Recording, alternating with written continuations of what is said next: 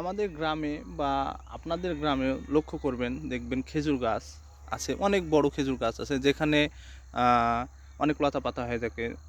আসলে ওই লতা গাছটি খেজুর গাছকে ভর করে তার মাথায় এমনভাবে মুড়িয়ে খেজুর গাছটাকে বসিয়ে রাখে।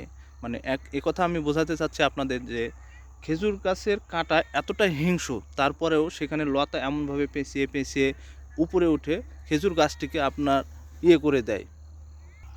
দেখবেন এক পর্যায়ে ওই গাছটি নিচে আস্তে আস্তে আস্তে আস্তে বসে যাচ্ছে, অথচ ওই আলোকলতা বলেন বা ছত্রাকজনিত জড়িপতি আলোকলতাগুলোই বলেন উপরে উঠে যাচ্ছে।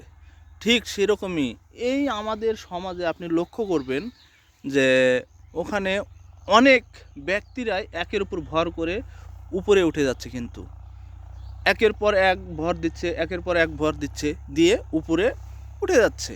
এটা কিন্তু আমাদের বর্তমান সমাজের প্রেক্ষাপটে দেখা যাচ্ছে, অতীতেও দেখা গিয়েছে।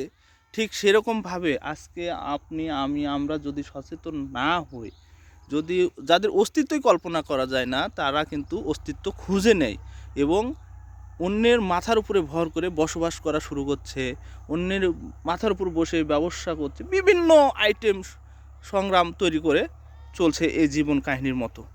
কথাটি হয়তো বা আপনাদের বোঝানোর চেষ্টা করছি, কতদূর পারলাম জানি না। একটু কাইন্ডলি ভিডিওটি আপনারা সবাই দেখবেন, মনোযোগ সহকারে শুনবেন।